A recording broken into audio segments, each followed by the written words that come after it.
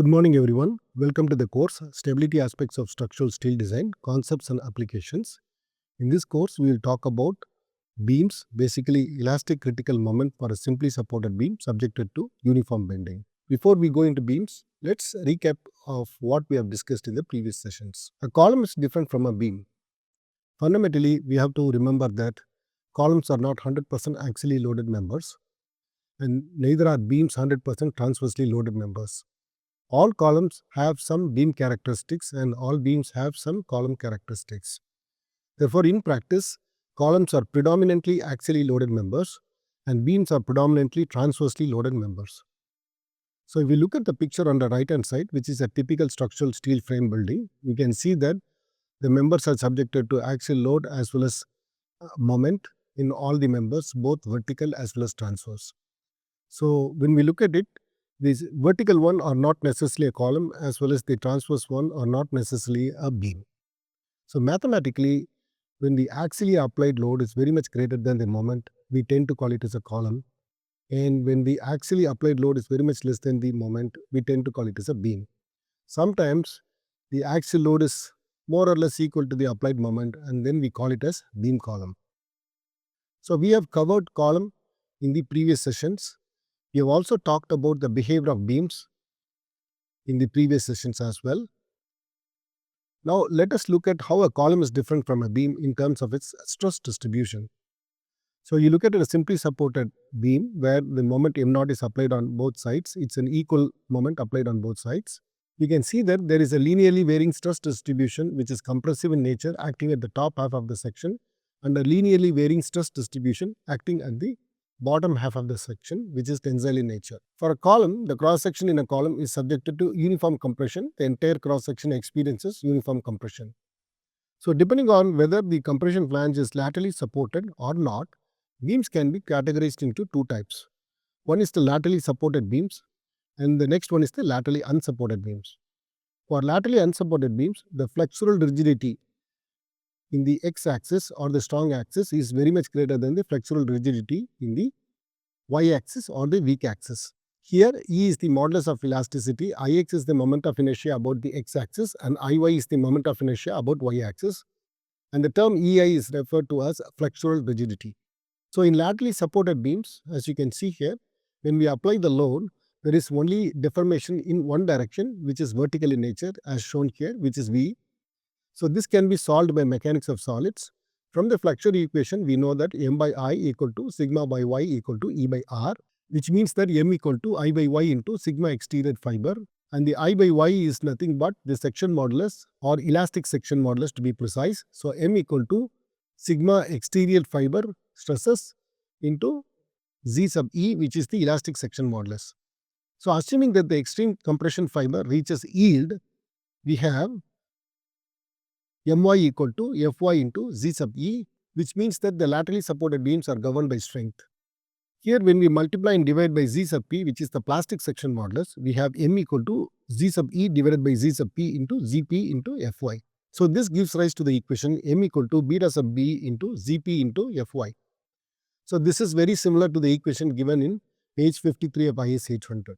Now, let's look at the laterally unsupported beams. Here, the laterally unsupported beams initially deflects vertically and then moves very much in the lateral direction, which is the U direction, and then it also twists by an angle of gamma. So, this cannot be solved by mechanics of solids. Why?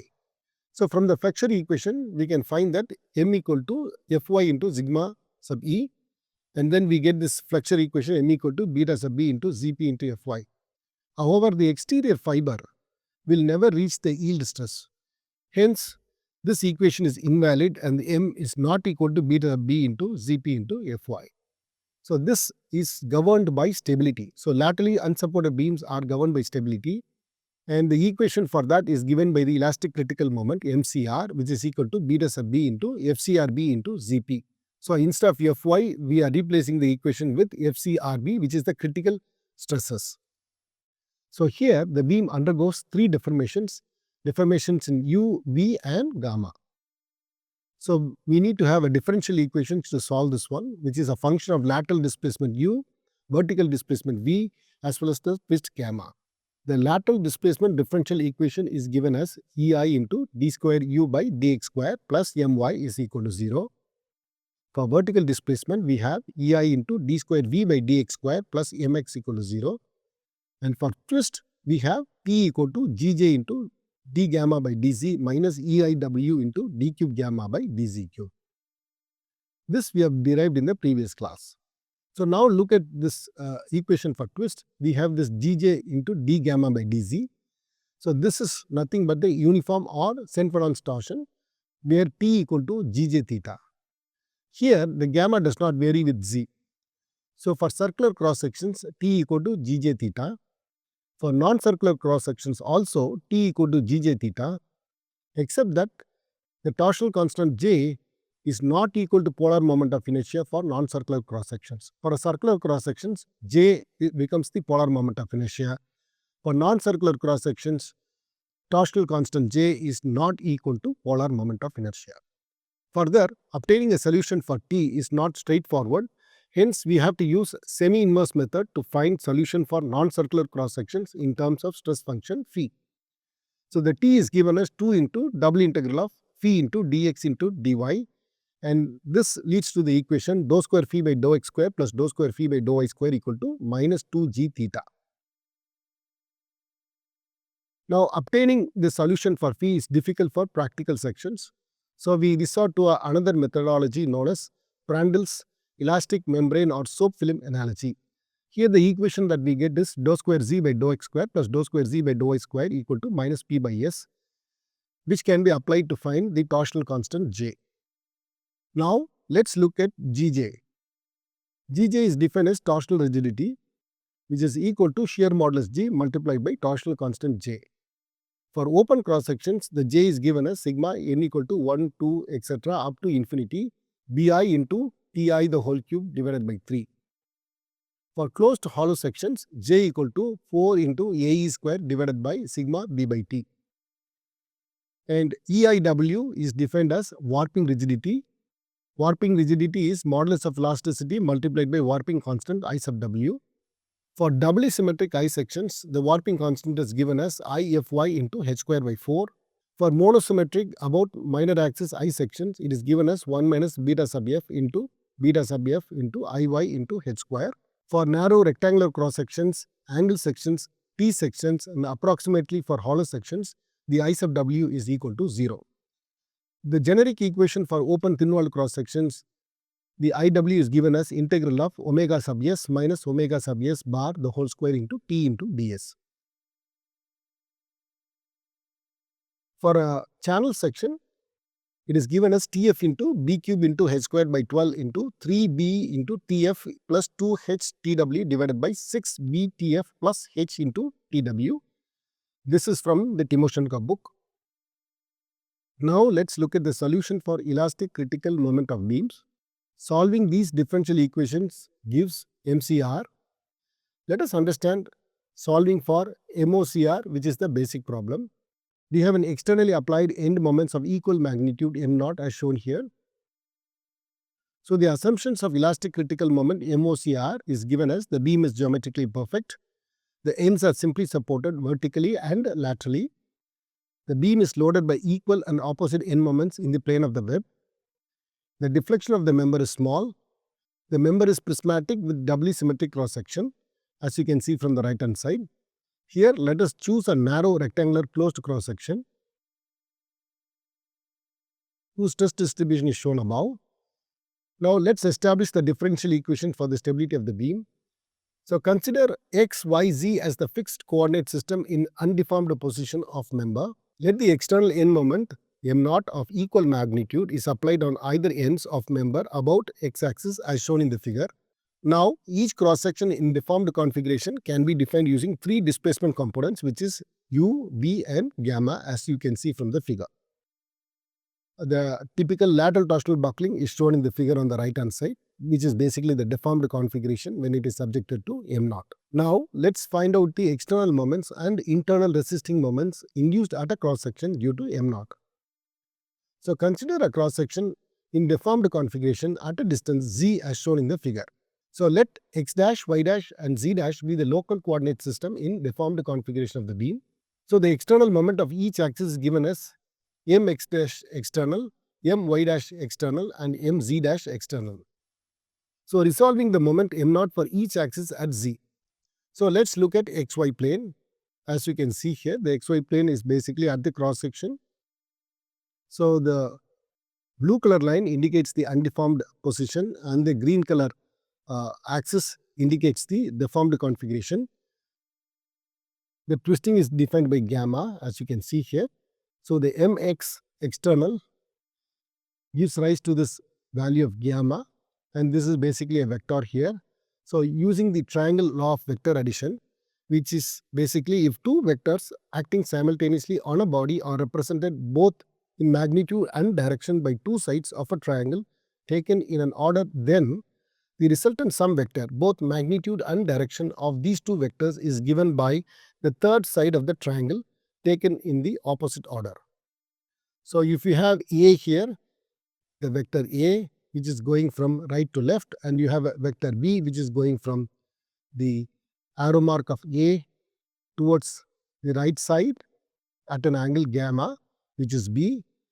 The resultant vector C is starting at the origin of A and ending at the head of B, which is given as C equal to A plus B, and this is what the definition shown below describes. So we have from this one, at the left hand side, we have mx dash external, as you can see here. So mx dash external is equal to cos gamma into mx external. Assuming that u, v and gamma are very small, cos gamma equal to 1. So which means that this boils down to m0.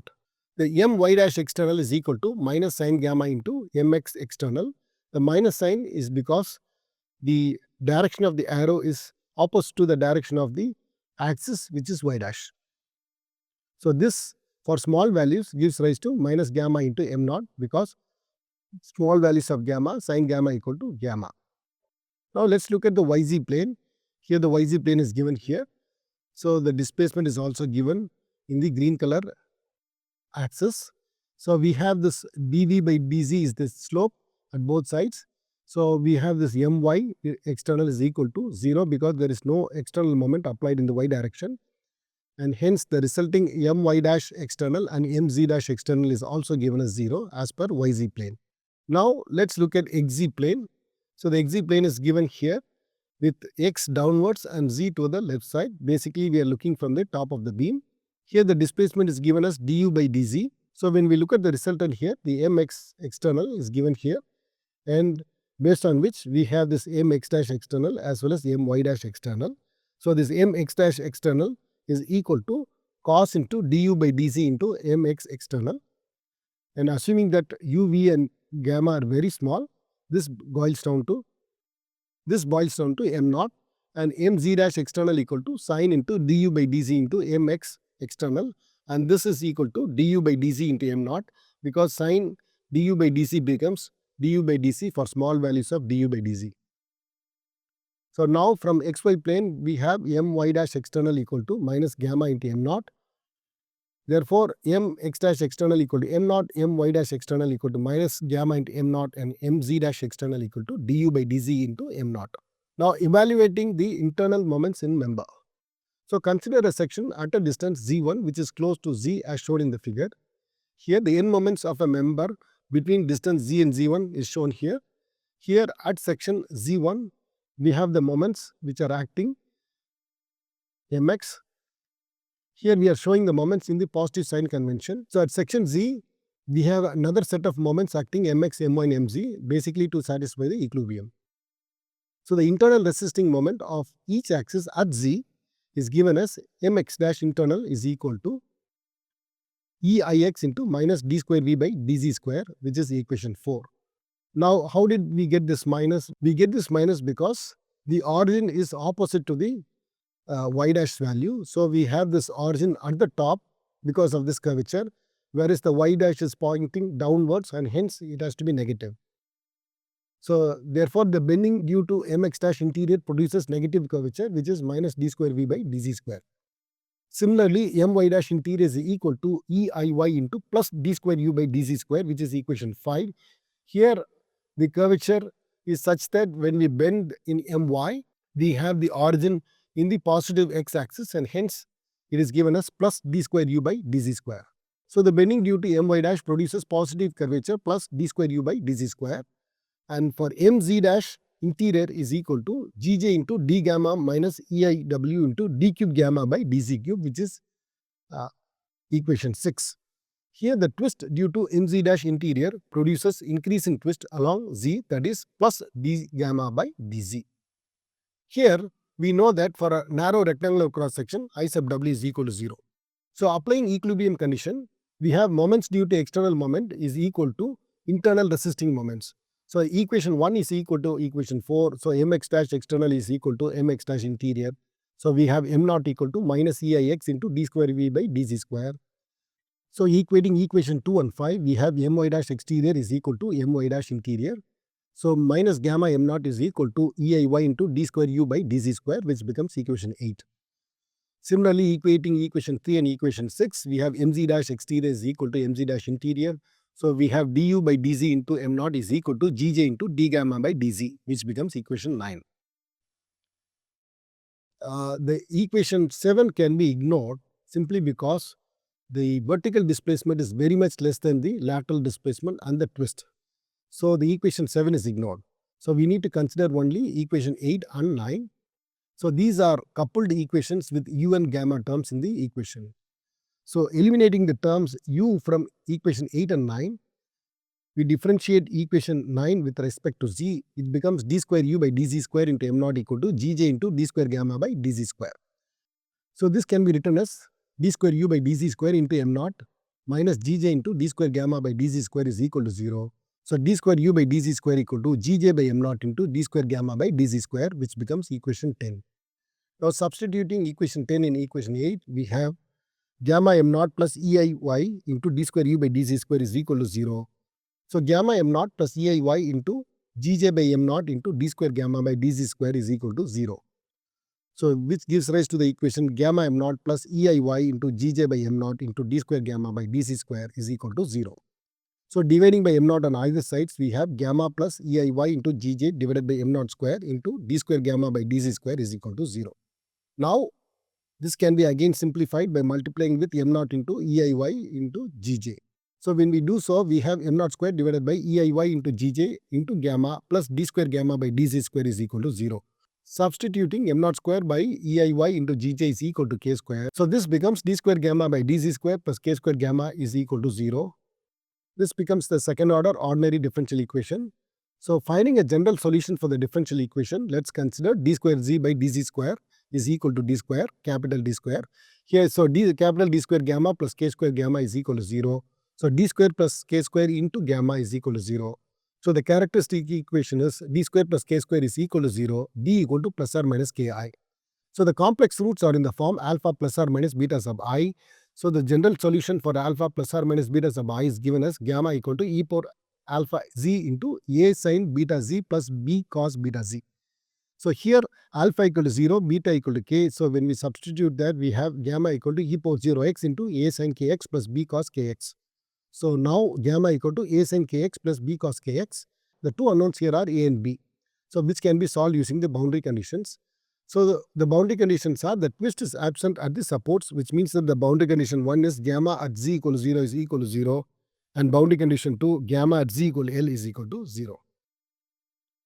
So solving for a and b using boundary conditions, we have boundary condition 1 gamma at z equal to 0 is equal to 0. We have a sin k into 0 plus b cos k into 0 is equal to 0. So this means that a into 0 plus b into 1 is equal to 0. So b equal to 0.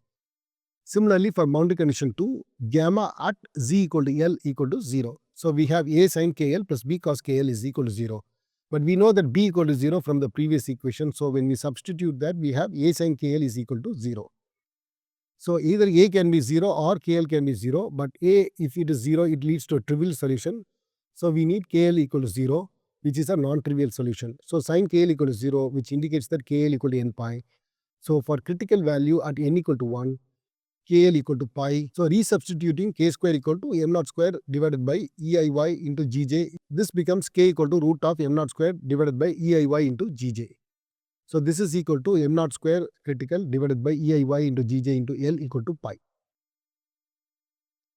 So now we have this equation, we multiply with EIY into GJ on both sides. So when we do so, we get simplified equation, which is root of m naught square critical into L equal to pi into root of EIY into GJ. So now m naught critical equal to pi by L into root of EIY into GJ. Here L is the unbraced length of the beam, E is the Young's modulus, G is the modulus of rigidity, J is a torsional constant, IY is the moment of inertia about the weak axis. So now this equation is applicable for narrow rectangular cross sections where the warping constant is equal to 0. However, for cross sections such as I cross section, this is not applicable because IW is not equal to 0. Now, let's look at the elastic critical moment of a simply supported beam with equal end moments. It is same as the previous problem, except that here the cross section is an I section. So we have a simply supported beam subjected to m0 on both sides. You have an I section where the top half is subjected to a linearly varying stress distribution in the compressive fashion. The bottom half is subjected to a linearly varying stress distribution in the tensile region. So here the Ixx is very much greater than Iyy, and the boundary conditions for the beam are shown here. The ends of the member are restrained against a twist, which is gamma equal to 0, but it is free to warp, which is gamma double dash is equal to 0. Warping again is the movement in the axial direction or the longitudinal direction. The support conditions, as you can see from the picture, clearly allows the movement in the axial direction but prevents twisting. So establishing the differential equation for the stability of a beam. So finding the external moments and internal resisting moments induced at a cross section due to m0. So consider a cross section in the deformed configuration at a distance z as shown in the figure on the right hand side. You can see how lateral torsional buckling is taking place. There is a vertical displacement v, there is a lateral displacement u, as well as there is a twisting gamma. The twisting is maximum at the middle of the unsupported length, which is given as gamma sub m, and this behavior is also known as lateral torsional buckling. So let x dash, y dash and z dash be the local coordinate system in the deformed configuration of the beam. The external moment components mx dash external is equal to m0, equation 1, my dash external is equal to minus gamma m0, equation 2, mz dash external equal to du by dz into m0, which is equation 3. Similarly, the internal resisting moment components mx dash internal is equal to minus EIX into d square v by dz square, which is equation 4. My dash internal is equal to EIY into d square u by dz square, which is equation 5. Mz dash internal is equal to Gj into d gamma by dz minus EIW into d cube gamma by dz cube, which is equation 6. All these equations have been derived in the previous problem. So there is no change. So we can apply the equilibrium condition. So equating 1 equal to 4, we get equation 7. Equating 2 equal to 5, we get equation 8. And equating 3 equal to 6, we get equation 9. Similarly, the vertical displacement v is very small compared to lateral displacement u and the rotation gamma. Hence, equation 7 can be neglected. The other two equations, 8 and 9, needs to be taken into consideration. So this is a coupled equation with u and gamma terms in the equation. So now we need to eliminate the terms u from equation 8 and 9. The only difference between this problem and the previous problem is that in the previous problem we ignored warping. So the second part of the equation 9 was ignored. However, since I sections exhibit warping, we need to take that into consideration. Differentiating equation 9 with respect to z, we have d square u by dz square into m0 minus gj into d square gamma by dz square plus eiw into d power 4 gamma by dz power 4 is equal to 0. So dividing with m0 on both sides, we have d square u by dz square minus gj by m0 into d square gamma by dz square plus ei by m0 into d power 4 gamma by dz power 4 is equal to 0. So now we can say that d square u by dz square is equal to gj by m0 into d square gamma by dz square minus eiw divided by m0 into d power 4 gamma by dz power 4, which becomes equation 10. Now we can substitute equation 10 into equation 8. We have minus gamma m0 equal to ei into gj by m0 into d square gamma by dz square minus eiw divided by m0 into d power 4 gamma by dz power 4. So we can simplify this further, and we have EIY into EIW by m naught into d power 4 gamma by dz power 4 minus EIY into gj by m naught into d square gamma by dz square minus gamma m naught is equal to 0. Now, the objective is to make sure that the d power 4 gamma by dz power 4 has unity in front of it. So, we are making sure that by multiplying with m naught divided by EIY into EIW on both sides, we have d power 4 gamma by dz power 4 minus gj by EIW into d square gamma by dz square minus gamma into m naught square divided by EIY into EIW is equal to 0. Let's denote gj by EIW equal to 2a and m naught square by EIY into EIW equal to b. So, this becomes a fourth order ordinary differential equation where d power 4 gamma by dz power 4 minus 2a into d square gamma by dz square minus b gamma is equal to 0. So, let's take d by dz equal to d. So, we have capital D power 4 gamma minus 2a into capital D square gamma minus b gamma is equal to 0. So, we can take gamma outside, which becomes d power 4 minus 2ad square minus b into gamma is equal to 0. So, this becomes the characteristic equation d power 4 minus 2ad square minus b is equal to 0. Now, we can rewrite this one as d square the whole square minus 2a into d square minus b is equal to 0. Let's take d square equal to p. We have p square minus 2ap minus b equal to 0. So, this is a quadratic equation. The roots of the above equation is equal to p equal to 2a plus or minus root of 4a square plus 4b by 4. When we simplify this further, we have p equal to a plus or minus root of a square plus b. So, replacing p equal to d square, we have d square equal to a plus or minus root of a square plus b. So, d equal to plus or minus root of a plus or minus root of a square plus b. Now, substituting a equal to 1, b equal to 1, we have plus or minus root of 1 plus or minus root of 1 square plus 1. So, this is equal to plus or minus root of 1 plus or minus 1.414. So, we get plus or minus root of 2.414 or plus or minus root of minus 0.414. So, this can be written as plus or minus root of 2.414 or plus or minus root of 0.414 into I. So, this is plus or minus n or alpha plus or minus mi, say. So, this signifies that the characteristic equation has 4 roots. Further, the 2 roots of the characteristic are real and distinct while the other 2 roots are complex. So, the general solution is given as gamma equal to gamma complex root plus gamma real and distinct, which implies gamma equal to e power alpha z into a sin mz plus b cos mz plus c into e power nz plus d into e power minus nz. Since alpha is equal to 0, here we have gamma equal to e power 0 into z into a sin mz plus b cos mz plus c into e power nz plus d into e power minus nz. This leads to gamma equal to a sin mz plus b cos mz plus c into e power nz plus d into e power minus nz. Now, let's use the boundary conditions to solve for the constants a, b, c and d. The boundary conditions given here are the twist is absent at the supports, which means that the gamma is 0 at z equal to 0 and z equal to L. So, which forms the boundary condition 1 and 2. Now, before we go into the boundary conditions 3 and 4, the boundary condition 3 and 4 are basically based on the lateral bending and warping are allowed at the supports. So, before we solve this one, let us understand the I section problem that we solved previously, where it is fixed at one end and free at another end subjected to torsion. The free end is subjected to torsional shear, also known as uniform torsion or Senpon torsion, away from the support. In between the support, it is subjected to lateral shear plus torsional shear. Further, there is non-uniform torsion that takes place at the support, which leads to warping normal stresses, as you can see there. In addition to that, there is also lateral shear in flanges, which is described as V sub f. So, the lateral bending in flanges m sub f is equal to E I sub f into d square gamma by dc square, which is not equal to 0 here because it is prevented from warping. However, in the present situation, warping is allowed. So, this m sub f should be equal to 0, which means that EIF into d square gamma by dc square is equal to 0. However, EIF cannot be 0, therefore, d square gamma by dz square should be equal to 0.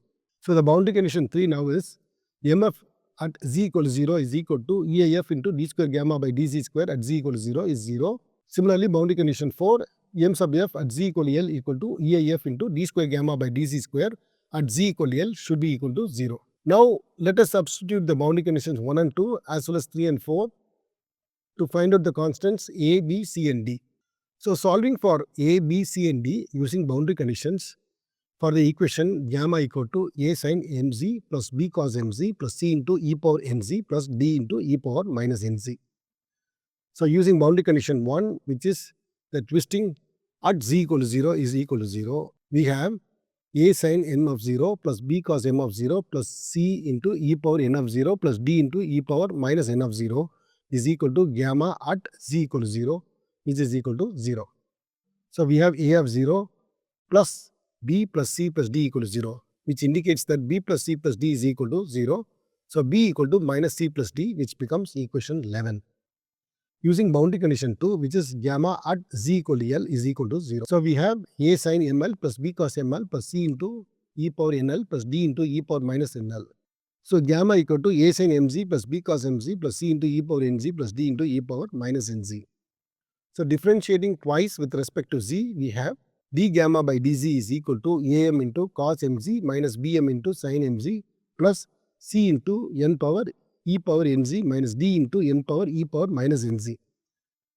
When we differentiate it the second time, we have d square gamma by dz square is equal to minus am square into sin mz minus bm square into cos mz plus cn square into e power nz plus dn square into e power minus nz. So now using boundary condition 3, which is d square gamma by dz square at z equal to 0 is equal to 0, we have minus am square into sin 0 minus bm square into cos 0 plus cn square into e power 0 plus dn square into e power 0 is equal to 0. So we have minus bm square plus cn square plus dn square is equal to 0, which becomes equation 13. Now let's use the boundary condition 4, which is d square gamma by dz square at z equal to L is equal to 0. So we have minus am square into sin ml minus bm square into cos ml plus cn square into e power nl plus dn square into e power minus nl is equal to 0, which becomes equation 14. So substituting 11 in equation 13. So 11 is b equal to minus of c plus d. So when we do so, we have minus of minus c plus d into m square plus cn square plus dn square is equal to 0. So we have c plus d into m square plus c plus d into n square is equal to 0. Taking c plus d common, we have c plus d into m square plus n square is equal to 0. Here m square plus n square cannot be equal to 0 because this leads to a trivial solution. Therefore, c plus d should be equal to 0, which indicates c equal to minus d, which becomes equation 15. From equation 11, we have b equal to minus of c plus d. From equation 15, we have c equal to minus d. So this leads to the value b equal to minus of minus d plus d, which becomes b equal to 0. So substituting b equal to 0 and c equal to minus d in equation 14, we have minus am square into sin ml minus bm square into cos ml plus cn square e power nl plus dn square into e power minus nl is equal to 0. So minus am square into sin ml minus 0 into m square cos ml plus of minus d into n square e power nl plus dn square into e power minus nl is equal to 0. So we have minus am square into sin ml minus dn square into e power nl plus dn square into e power minus nl is equal to 0. So this can be rewritten as minus am square into sin ml minus dn square. When we take it as common, we have e power nl minus e power minus nl is equal to 0. We also know that sin hy equal to e power y minus e power minus y by 2, which implies e power y minus e power minus y equal to 2 sin hy. Similarly, we can use this formula to simplify the above equation. So now we have minus am square into sin ml minus dn square into 2 sin h nl is equal to 0, which becomes equation 16. Now substituting for b equal to 0 and c equal to minus d into equation 12. So we have a sin ml plus b cos ml plus c into e power nl plus d into e power minus nl is equal to 0. So when we substitute the values b equal to 0 and c equal to minus d, we have a sin ml plus 0 into cos ml plus of minus d into e power nl plus d into e power minus nl is equal to 0. So we have a sin ml minus d into e power nl plus d into e power minus nl is equal to 0. So here we can take minus d outside. So we have a sin ml minus d into e power nl minus e power minus nl is equal to 0. This again can be rewritten as a sin ml minus d into 2 sin h nl equal to 0, which becomes equation 17. Now arranging equation 16 and 17 in the matrix form, we have a of d into minus m square sin ml minus 2n square sin h nl minus 2 sin h nl is equal to 0. So for a non-trivial solution, the determinant of the above matrix should be equal to 0. So we have 2m square sin ml sin h nl plus 2n square sin h nl into sin ml is equal to 0. So we have 2 into m square plus n square into sin ml into sin hnl is equal to 0. Now 2 into m square plus n square not equal to 0 because that leads to a trivial solution. So sin ml into sin hnl is equal to 0 leads to a non-trivial solution. So here sin hx is a exponential function. So sin hnl should not be 0. Hence sin ml equal to 0, which indicates that ml equal to beta into pi. So for beta equal to 1, we have m equal to pi by L, which gives the critical moment MCR. Here m is the imaginary part of the complex root, as you can see from the thought cloud here. So m equal to root of minus a plus root of a square plus b gives the possible non-trivial solution. How did we get that? We have d equal to plus or minus root of a plus or minus root of a square plus b. So we can have 4 possible values here. The value that we have chosen here is plus root of a minus root of a square plus b, and that can be written as d equal to root of minus 1 into root of minus a plus root of a square plus b. So for a equal to 1 and b equal to 1, we have I into root of minus 1 plus root of 1 square plus 1. This gives the value of root of 0.414 into I, which is equal to m into I. So basically we can say that this is a non-trivial solution here. So this gives us a non-trivial solution here. Now substituting the values of Gj by EIW equal to 2a and m naught square critical divided by EIY into EIW is equal to b. So when we do so, we have minus Gj by 2 EIW plus root of Gj by E plus root of Gj divided by 2 EIW the whole square plus m naught critical the whole square divided by EIY into EIW equal to pi by L. So when we square on both sides, we have minus Gj divided by 2 EIW plus root of Gj divided by 2 EIW the whole square plus m naught critical square divided by EIY into EIW equal to pi by L the whole square.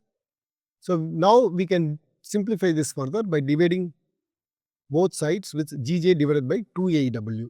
We can simplify this further by dividing with Gj divided by 2 EIW on both sides. So when we do so, we get this following equation. Now we get the equation 2 EIW into pi by L the whole square divided by Gj plus 1 is equal to root of 1 plus 4 m naught critical square into IW divided by Iy into Gj square. Again, we can square it on both sides to remove the square root on the other side. And then we can take the plus from the right hand side, bring it to the left hand side, and we can use the equation a square minus b square equal to a plus b into a minus b. By doing so, we can simplify this further. And this is the simplified form, which can again be made much more simplified by finding out the value of m naught square critical. So m naught square critical is now given in a very simplified form, which gives rise to the value of m naught critical is equal to root of EIW into pi by L the whole square divided by Gj plus 1 into pi by L the whole square into EIY into Gj. So we can take that pi by L and the root of EIY into Gj outside. So we have EIW into pi by L the whole square divided by Gj plus 1.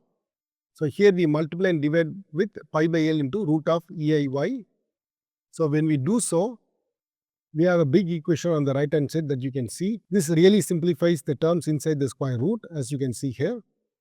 And again we multiply and divide with the Gj, which simplifies it further. So we have m naught critical is equal to pi by L the whole square into EIY into root of Gj divided by root of Gj bracket open Gj EIW by Gj EIY plus Gj into L square divided by pi square EIY. This gives a much simplified equation, which is m naught critical equal to pi by L the whole square into EIY into root open IW by Iy plus Gj into L square divided by pi square EIY. Here m naught critical is the elastic critical moment corresponding to lateral torsional buckling of a doubly symmetric prismatic beam subjected to uniform moment.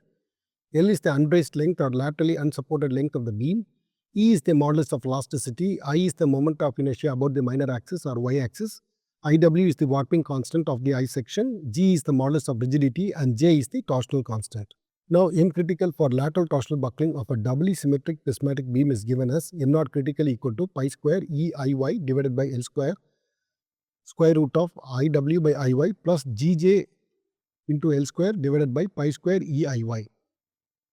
So this is the same as the equation that is given in annexure E of page 129 of IS 800, as you can see from the right hand side.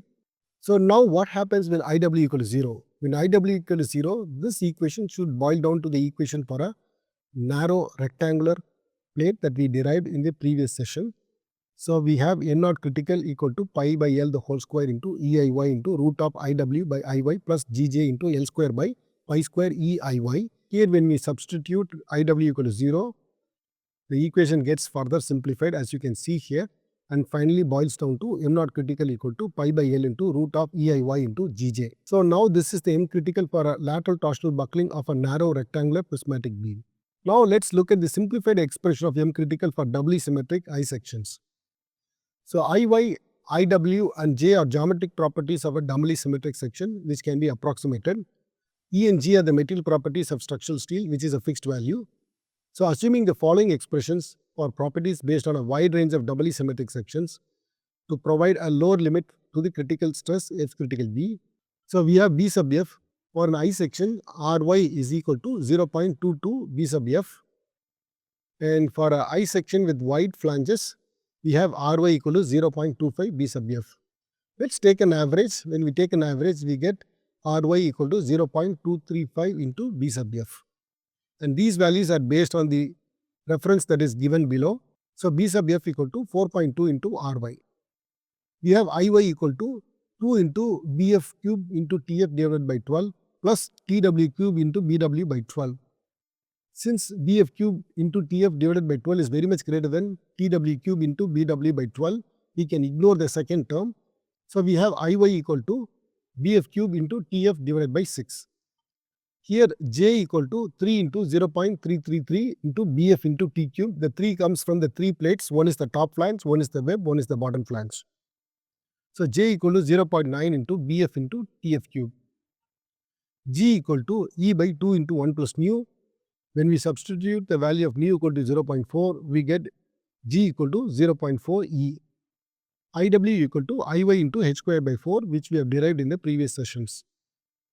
So substituting these values of Iy, Iw, G, J into m naught critical, we get the following derivations. When we simplify this further and substituting Bf equal to 4.2 Ry, we get the following equation as can be seen in the screen. We simplify this further and then we multiply and divide with h by 2. So when we simplify this further, we have m naught critical equal to pi square E Iy into h divided by 2L square, bracket open, 1 plus 1 by 20 into L by R sub y divided by h by T sub F, the whole square, the whole power 0.5. So this is the same equation that can be seen in page 54 of IS 800 2007. Note, the above equation is based on approximate values of G, Iy, Iw and J, as you can see from the right hand side, which is highlighted in a green color. So Iy is given here, Iw is also given here, J, B sub F as well as G values. Hence, the above equation of M critical is specific to prismatic members made of doubly symmetric standard rolled I sections and welded doubly symmetric I sections. We also know that Iy equal to A into Ry square. So when we substitute that in the above equation, M naught critical, we can further simplify this. Since Zp, which is the plastic section modulus, is given as A into h by 2, m naught critical is pi square E into Zp divided by L by R sub y the whole square into root of 1 plus L by R sub y the whole square divided by 20 into h by Tf the whole square. So we also know that m naught critical is given as F critical B into Z sub E, where Z sub E is the elastic section modulus. So F critical into Z sub E is equal to pi square E into Z sub P divided by L by Ry the whole square into root of 1 plus L by Ry the whole square divided by 20 into h by T sub F the whole square. Here Z sub E can be taken to the right hand side. This gives the ratio Z sub P divided by Z sub E. Z sub P is the plastic section modulus and Z sub E is the elastic section modulus. The ratio between the two is called shape factor, and the shape factor is given as 1.1 for I sections. So when we substitute 1.1 for the I sections, we get the following equation. This is very similar to the equation that is given in page 54 of IS 800 2007, as you can see from the right hand side. Note, the F critical B is obtained by considering an approximate value of 1.1 to the shape factor for I sections. It should also be noted that the FCRB equation given here is used in preparing the table 14 in IS 800. So the designer should be cautious about the usage of this equation, where lots of assumptions have taken place here. and this is very specific to prismatic eye sections. Now let's talk about the generic equation of M critical for prismatic members with doubly symmetric sections. So Annexure E of page 128 of IS 800 gives you the generic equation of M critical, as you can see here, highlighted in yellow color. Similar equation is also given in chapter 8 of page 54 IS 800. The M critical equation present here is also the same as the equation that is present in Annexure E. So the M0 critical for lateral torsional buckling of a doubly symmetric prismatic beam is given as M0 critical equal to pi square E Iy divided by L square into root of Iw by Iy plus Gj into L square divided by pi square E Iy. So here we have already described the values here. Basically M0 critical is the elastic critical moment corresponding to lateral torsional buckling of a doubly symmetric prismatic beam subjected to uniform moment. L is the unbraced length or laterally unsupported length of the beam. E is the modulus of elasticity. Iy is the moment of inertia about the minor axis. Iw is the warping constant of an eye section. G is the modulus of rigidity, and J is the torsional constant. The designer should be cautious about the equations that are present here. There are 4 equations here. 2 are highlighted in yellow, which are the original equations coming directly from mathematics. The other 2 equations, which is F critical B and MCR given in page number 54, are basically simplified form of these equations. The simplifications that are employed to reduce these equations should be understood by the designer and should be cautious about it when using it in design calculations. Thank you very much.